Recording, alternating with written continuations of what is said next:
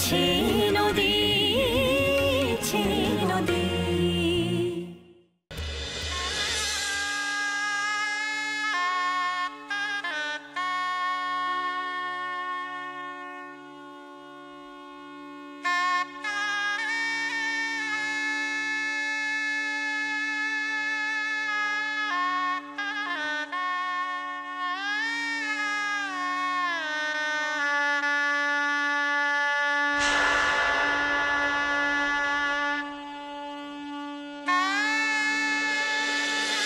বলছিলাম আর একটু কিছু ফুলের দরকার ছিল, যদি একটুখানি যা বাকি আছে সেগুলো করা যাবে। তুমি আগে এই কাজটাকে তাড়াতাড়ি করো, শেষ করো। হ্যাঁ, আমি এদিকটা শেষ করে নিচ্ছি।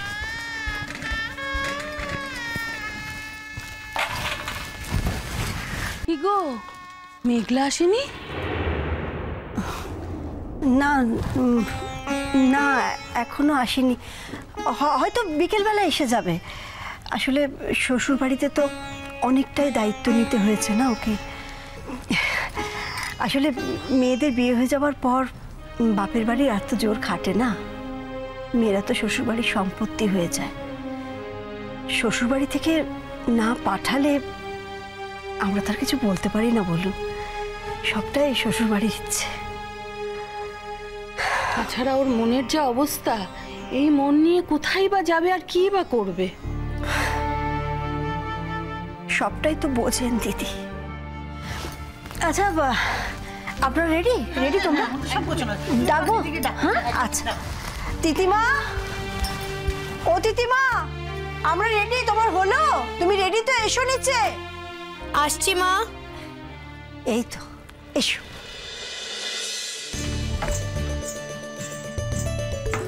এসো, তাড়াতাড়ি এসো।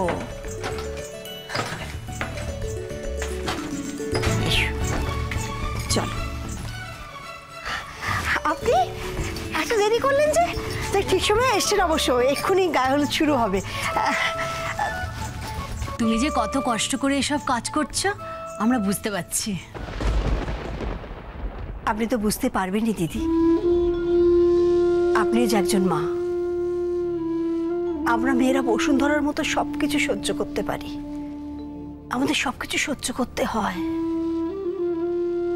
আমাকেই দেখুন না, এটাও আমার মেয়ে, ওটাও আমার মেয়ে। ওর জীবনে যা ঘটেছে সেটা আমার হাতে নেই, আমি সেটাকে ঠিক করতে পারবো না। কিন্তু কিন্তু আমার এই মেয়ের বিয়েটা কোনো নিয়ম কানুন ছাড়া হবে